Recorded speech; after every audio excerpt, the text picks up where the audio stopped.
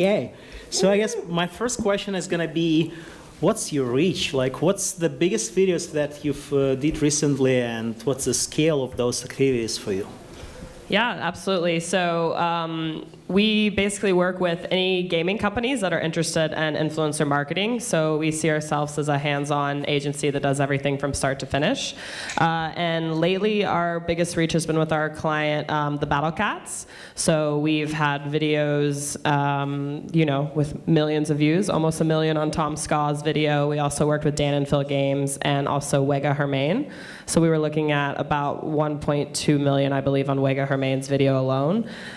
So yeah, we work with large talent, but also smaller campaigns, mid-sized campaigns as well. It really just depends on what type of game we're looking at and what our clients' needs are. Great, thanks. I guess we'll ask the same question to Brit. What kind of things do you do? Yes, so CherryPick is quite similar to game influencer. We don't only focus on games and apps, but we do quite a lot in that space, and it goes really well for us. The influencers like working with them. Their audience loves to download, so it's sort of like a match made in heaven. We're probably best known for the work that we've done with Seriously with their title Best Fiends. So they've pulled a bit of a Kim Kardashian and literally broken the internet. They take over the internet once a month, one Saturday to be exact of every month, within a 2-hour window. So I think they've really cracked, they've really put their finger on the pulse in terms of what works for them. They've clearly built up a brand. We've probably done over 50 campaigns with them and probably worked with over 250 global influencers. From the biggest and baddest. So we worked with KSI, Zoella, you name it, down to guys who are just starting out. So for them, they've really reaped the rewards from working with us in the influencer space.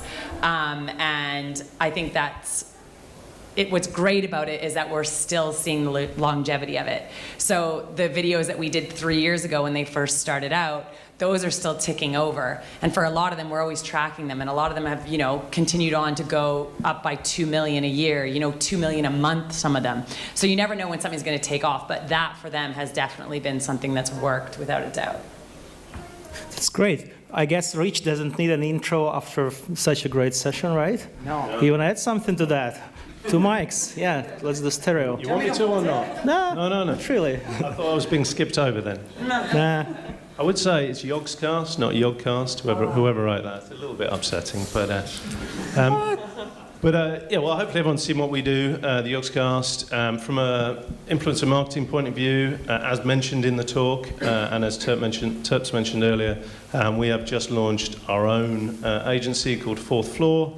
And where that comes from is that we have done, over the last 5 years or so, we've done a huge amount of branded content through the Yogscast. And we have about 40 YouTube channels and about 15, 20 Twitch channels within the Yogscast. But that isn't always enough in the way that the market has boomed in order to fulfill everything that the clients we work with need.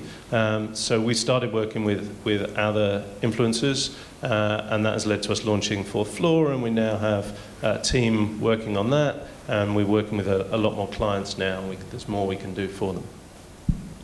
Cool. Awesome. So, Jody, I'm going to show a trailer for Fastlane, right? Yes. You want to talk about that? The bug. The famous one.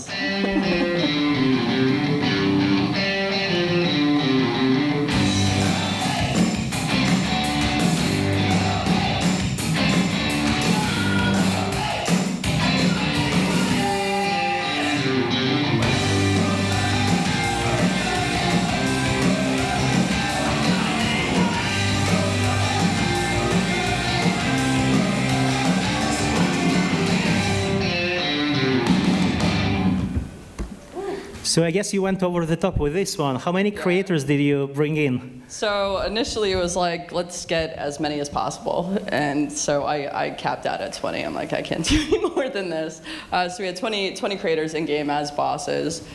We created in-game content events around them, their personalities. We tried to capture all of their unique quirkiness in the narrative.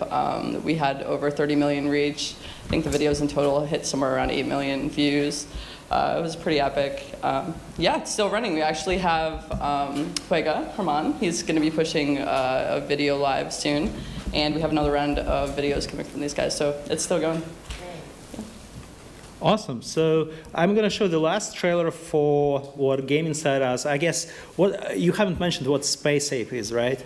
It's a games company, right? Yeah, Space Ape's a games company. We're just acquired by Supercell recently, so nice. Yeah, heading in a good direction. Okay. Here's a video of about Guns of Boom again. Not ashamed of that.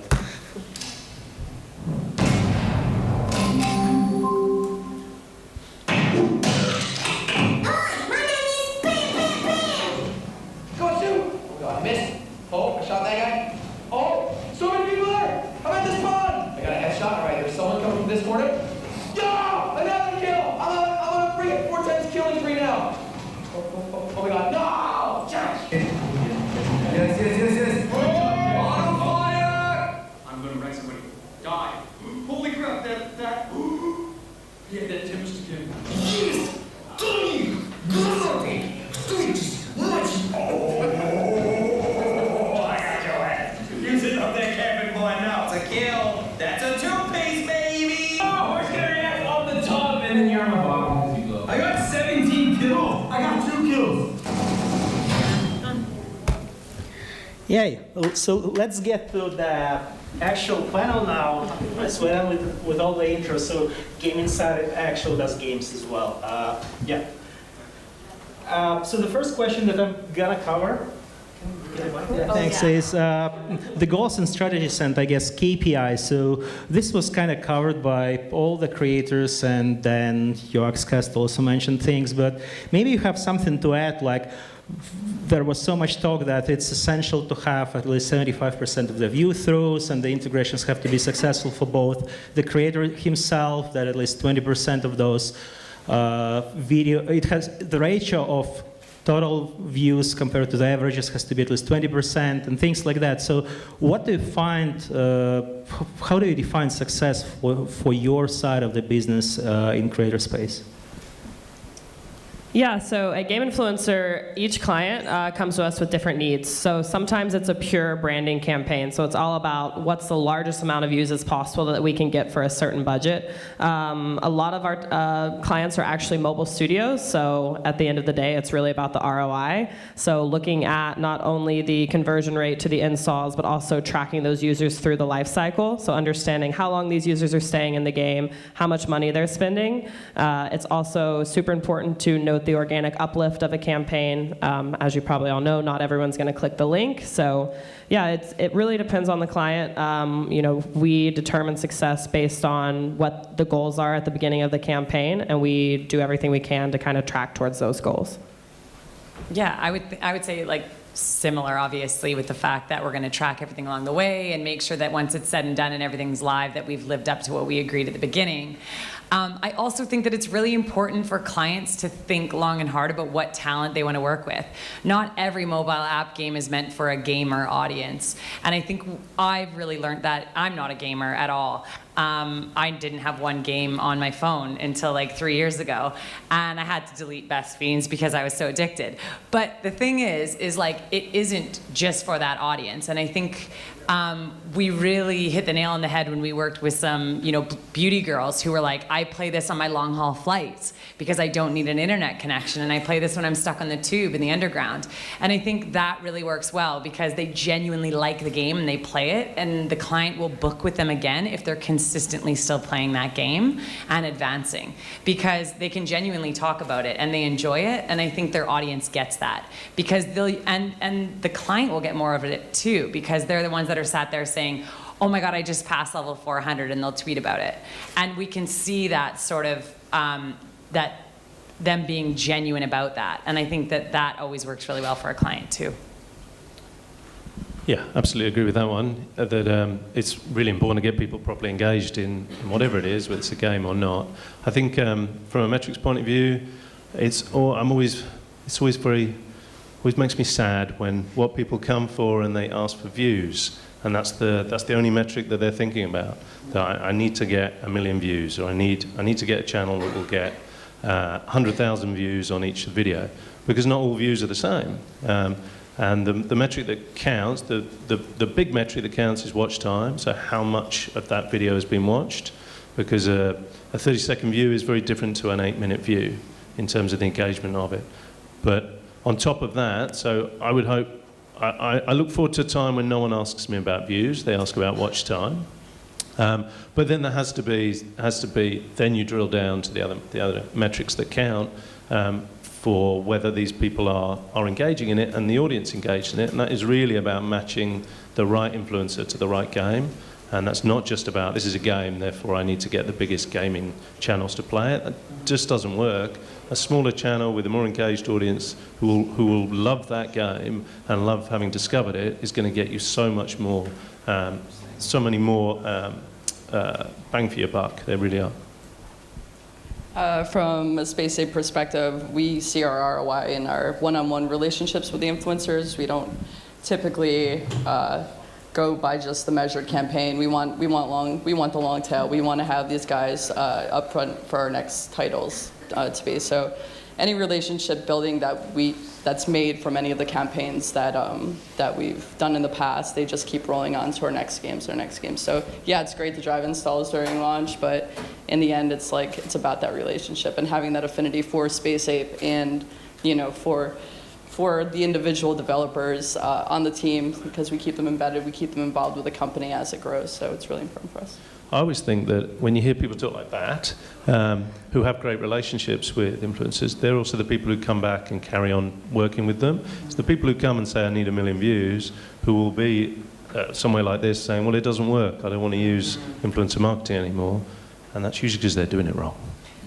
Yeah, that was one of my questions that I wanted to follow up. How often do you see game companies coming back to you and saying, wow, guys, you did a great integration, even though it's 100K views, the quality of the install, the quality of the players, the engagement of the players is so relevant that you want to follow up. So I guess that's a metric for us as well, like with Guns N' Boom. We're seeing great creators that we want to follow up with no matter what the size is, and sometimes it's worth the effort to grow that channel, and we give back traffic from the game.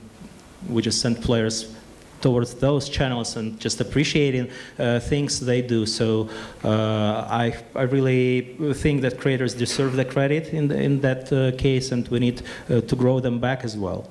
So do you, you've mentioned that some of the game companies would come in and say, we just want as many channels as we want, or as many views as we want. What about some of the biggest launches? Do you see any game developers that would come in and say, I only want top 3 of the biggest multi-million channels, only the ones that just try to make the biggest impact versus just and just doing one-offs versus doing those long terms? Do you still see that, or do you think that game developers are being much more organized and they are starting to think more like those long-term relations? Yeah, I definitely have a lot of clients that come to me and say straight up, I want the biggest that I can get, and I'll pay top dollar. Literally, they've not thought it through, and they maybe met a buddy who was like, oh my God. It's all about keeping up with the Joneses, and I think a lot of brands just want to work with a big name, and that is not always the right fit. And I won't be scared to say that and say, look, it's not relevant, it's not going to work, and it doesn't work for the audience. And you know what? A lot of the big influencers won't do it. Zoella will literally partner with 1 or 2 brands a year. And so if you're one of those 1 or 2 brands, then awesome, but you're one of them because she actually genuinely likes you.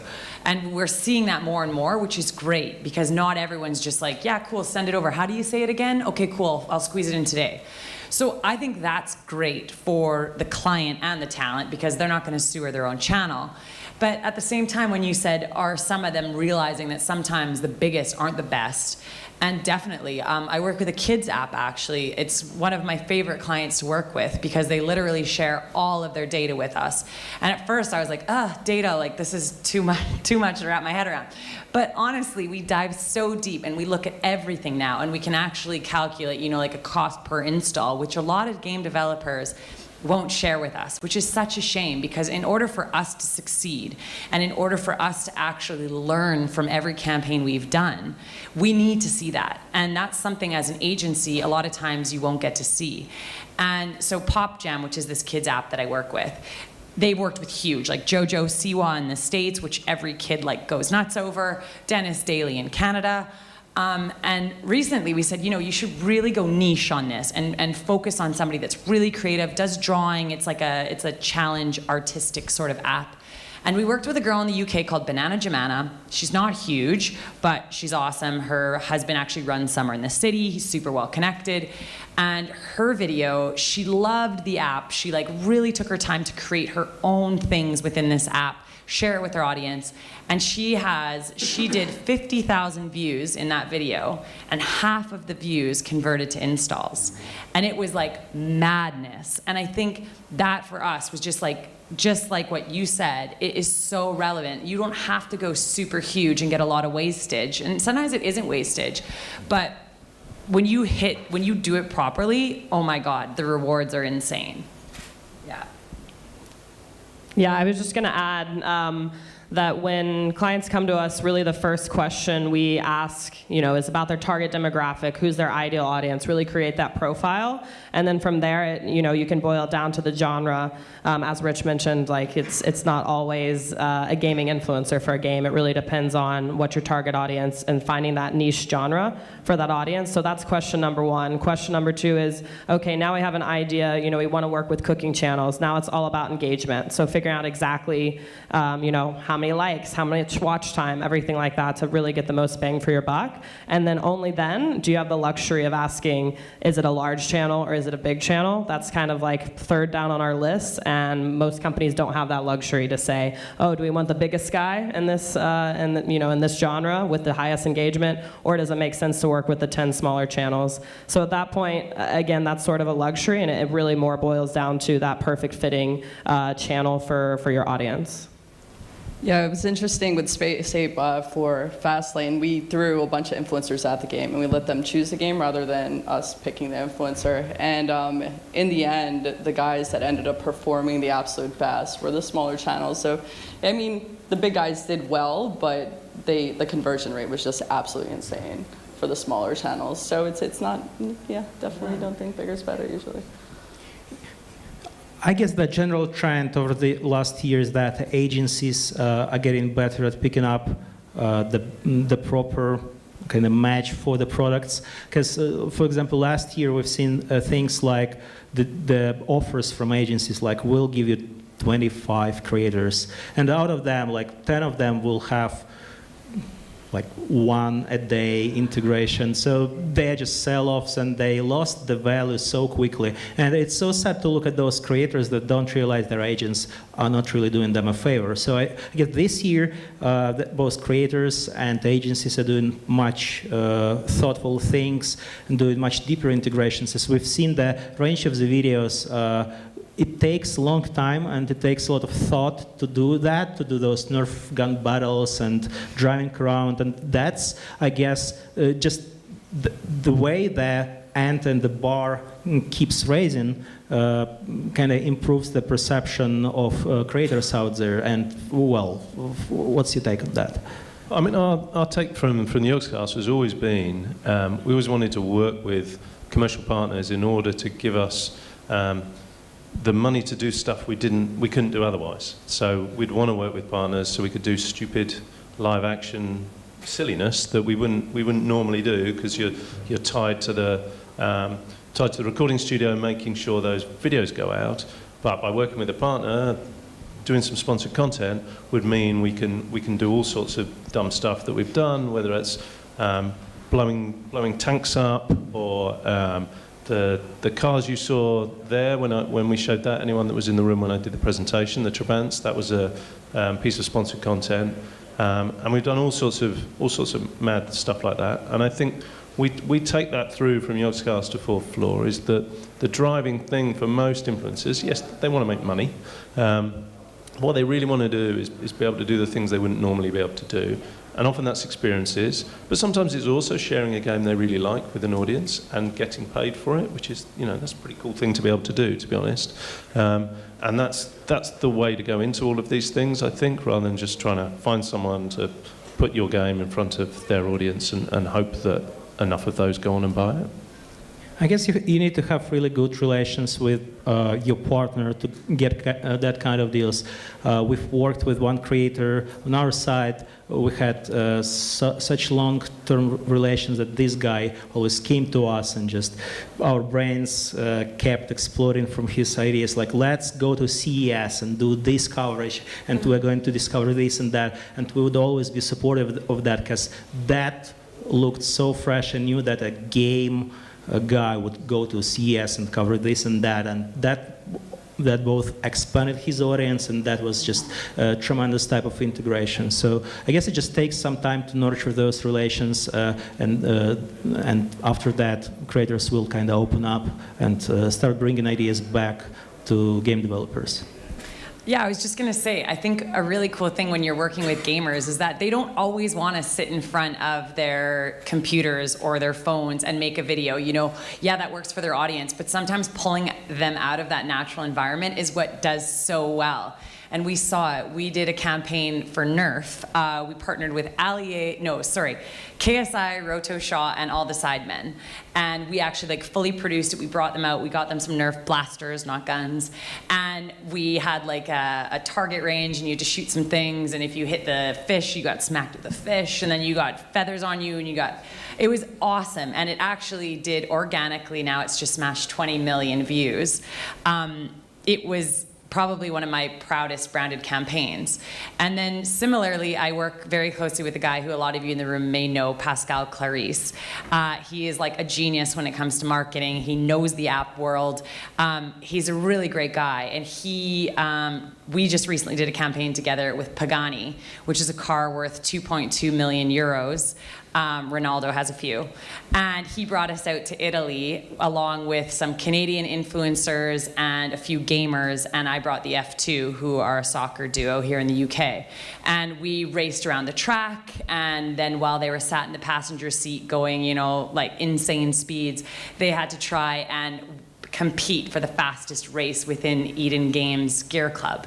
And it was just a really cool spin on your typical mobile app game. The guys were excited to get the chance to come out to Italy, to have the unveiling of a brand new car that typically no one would get a chance to look at, let alone sit in.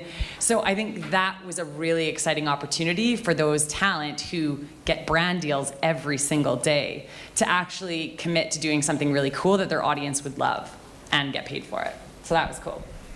Do you see that such an engaging and unique content has kind of like a long tail effect? I know Richard has talked about creating content that lasts for so long and just keeps getting millions and millions of views. If you look at some of that top-notch channels that do crazy stunts, let's say Casey Neistat, that never did games by the way before, maybe it makes sense to make more of those deeper integrations. Do you see that 6 or 12 months after the video is produced, developers still get downloads? What about that? Yeah, absolutely. But and we're talking about how great those things are, and they are great, but they do take big budgets. Is the thing. They're expensive to pull off, and so they're not something that everyone can do. But yeah, if you do them right and you create, it's just about creating great content, and it just happens to be sponsored content, and great content will carry on being shared and watched, and will have a long tail to it, whether it's paid for or non-paid for. Do you have any cases with live videos? Any of your creators are into doing things live on either YouTube Gaming or Facebook Live or something like that? You want to talk about the difference between long-tail content and just live content? That's more about real-time engagement with the audience, like not just Q&As, but just the guys that broadcast PUBG 24/7 and things like that, both on Twitch and elsewhere.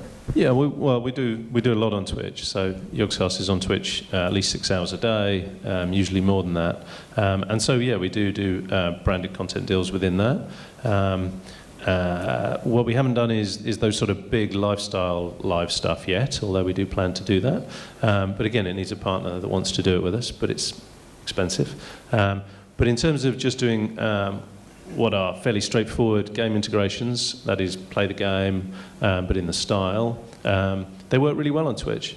You get smaller audiences, so the people that come looking for views get a bit confused and borrowed frowns when you're around Twitch, because there's no real view count on Twitch. But you get these incredibly engaged audiences. You talk into them constantly in chat.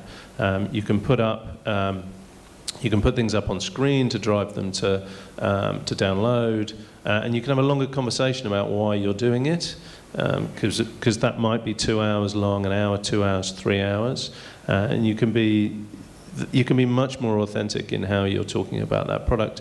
And at the end of the day, you're playing it for a couple of hours, so you have to enjoy doing it. It's not just about the edit at that point. It's got to be an enjoyable experience, or you just won't have an audience.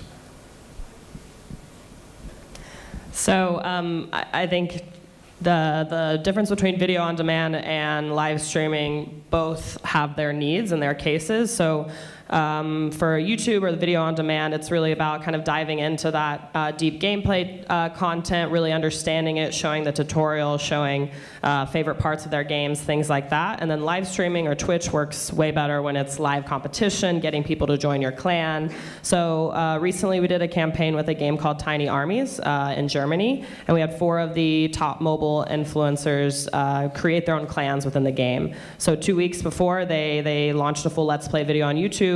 They let their audience know that they were playing this game for the next 2 weeks. They reminded them to keep playing. And then at the end of 2 weeks, we actually had a live stream tournament. So all 4 influencers with their clans kind of got in there together. Tons of personality, tons of excitement, and it was really cool to kind of see that all play out. Not to mention the users that came in through that campaign were a lot more retained a lot longer because they were playing the game for 2 weeks with their favorite influencer. Influencer actually organically came and checked in on them every few months after that as well, which was cool. So yeah, we got great results in terms of using the video on demand and live stream, kind of a mixed approach in that case. It's difficult with free-to-play games because they need to be watchable, first of all. It's really difficult to live stream anything in over an hour's time without it being gated, and then you have to gem them, or you have to give them a bunch of currency to be able to play through the live stream, and then their audience gets pissed off, and then it becomes an issue, and community gets mad. So it's really hard for free-to-play games to really nail down the live stream area, but if you do align it with a campaign, like we did a lot of stuff with Galadin did some giveaways for Fastlane, gift cards and stuff, and we saw some installs from there. But yeah, for us, it's definitely video content. Do you have any cases with perhaps Instagram or Twitter or something like that, where video consumption patterns are really different from the regular channels, I would say? Anyone does Instagram, Twitter? Okay. Sorry, I'm talking too much. So we've been doing a lot of Instagram stories recently, which I don't know if you all have seen on Instagram stories. You can swipe up to install, which is obviously a really easy way to get people to convert. So we've had influencers, beauty, lifestyle influencers for a game that we were covering called Big Farm, which was a casual game. And basically it was lifestyle channels, family channels, and they were talking about their daily life, and then had a sponsored post involved afterwards that basically said, hey, I've been loving playing this game, swipe up to download. So we have been seeing really great conversion rates, tracked as well, because you have the swipe up feature, which is really cool. And I think in general Twitter is a good supplement, so just having the influencers tweet out the YouTube campaign, and then also using a different tracking link there, so you're able to track the difference between the Twitter campaign and the YouTube campaign as well with each influencer. Yeah, we do something similar to Best Fiends has actually dabbled in the whole Instagram story campaign, normally partnered with a YouTube video, so they'll do it, the video will go live on Saturday, and then Sunday there'll be a story that goes along with it. But sometimes when budgets are a bit smaller and they've just got a little bit left over, they'll say like, hey, let's actually invest this in Instagram story. It's worked really, really well for them. Much like what Macy said, we've done more of it in the beauty and fashion world. I think mostly because their audience is more used to that swipe up feature. I know if I see a girl on an Insta story and she's wearing an awesome jacket and there's the swipe up feature, I'm going to check it out, maybe screenshot it. And I think that's really worth noting too, is that the way that you're tracking your campaigns isn't always necessarily like how many people swiped up, because you don't know at what point in that person's journey are they going to go to the App Store and download your app or go online and purchase your product. But I think a lot of the clients who I really love working with will pause their other marketing throughout the campaign flight, so we can really attribute what we've done on YouTube or social to the campaign and its success. So that really helps us to learn, but not everybody can do that, right? And I think that in the long run, when you look at what you're getting out of YouTube, the fact that there's that longevity there, whereas if you run a Facebook ad or a post, it's seen and done, whereas that YouTube is gonna stay on there, well, so long as you're contracted to keep it on your channel forever. But then that will continue to pay out, which is always, you know, a bonus. Well, as we're running late, let's skip to the part called do's and don'ts. Do you have any tips on that? I think that hasn't really worked and you're perhaps even ashamed of doing that, or that's kind of definitely thing that you want to do out there. Like mine would be use creators' content as ads. So this is something that we've seen working really well. If you have really great personality, and Richard has talked about personality, like that's at least 30% of success of a channel. And if you have a really great and amazing person that has skills to talk about your game, get the rights to use that as a part of your ad campaign, and it works really well. Any tips from your side? I have a don't. Okay. Don't ask them twice. If they say no the first time, don't go back and beg for more. Like, you don't ask a guy out twice. Don't do it with YouTubers. Yeah, that is good. It'll backfire. I think every time, I don't know if I even need a mic, but every time somebody is even, you know, just really taking a long time to decide and the client's like, oh, but I really want him, my first reaction is just gonna be, you know what, we'll find someone that really wants to do it. And at the end of the day, it works so much better for the campaign. You can tell right away when someone's jumped on board because it's Christmas and they needed to get that one more awesome gift for their grandma. And then they're just like, they say the game name wrong, they don't care, they're literally on like level 2 when they should be on level 30, and it's just, you know what, it's shambles, and everyone can see right through it. I think we all have serious bullshit detectors, and it's not worth it for the client. No. Yeah, mine's hand in hand. I would say that don't do influencer marketing unless you have the time to invest with the influencers. So as much as you can, make sure they enjoy the game, walk them through the game, make sure they understand it, that they're actually buying in because they enjoy it. If they don't have time for a phone call or to talk to you about the game, then perhaps they're not the right creator to work with. So definitely hand in hand with that. Just make sure you have the time and spend the time. And small sales plug, we do that for our clients.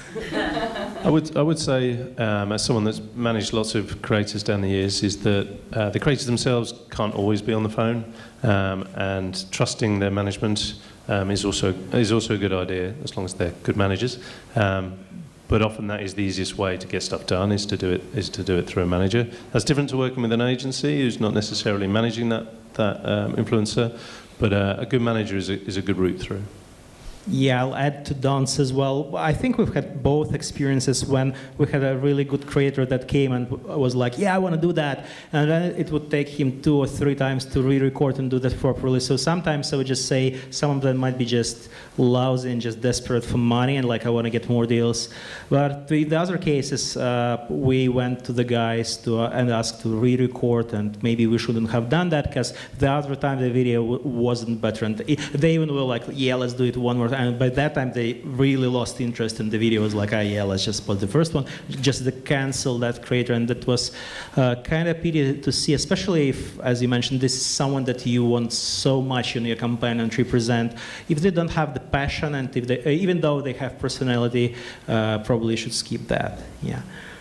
Okay, so let's get to the final punchline. What's going to be the biggest trend of the 2018? My punchline is live and interactivity. If you've seen any of those Twitch and Facebook live interactive things out there where actual viewers could affect what's happening on the stream outright, that's, I think, going to be big this year from what we've seen. Do you see any big trends coming up? Extreme content. Yes. Towards. I would just say take a risk. I think everyone thought that they were taking risks back in the day, but now's the time to do it. Everyone's on YouTube now, and you can find what you're looking for, so just go nuts. Yeah, and don't do what everyone else is doing, I guess, is that there's lots of it happening now, therefore you can't just work with an influencer to get standout. The content they make's got to stand out. Long-term partnerships. So rather than one video, one Let's Play, really show that the creator is interested in the game, playing it long-term, getting more deep into it. Before it was just one Let's Play, that was it. Now I think it makes more sense to do more of a long-term play. Awesome, and we'll wrap that up, and I would like to thank both Jody, Richard, Britt, and Macy, and it's been a tremendous panel, I guess. I hope so. Time for Q&A? Not really. No, don't raise your hands. Let's catch up somewhere tomorrow at Games Forum. Just kidding. Okay, that's a plug. Yeah, but thanks for that. I wasn't paid for that. Yeah, well, thank you again. Yep.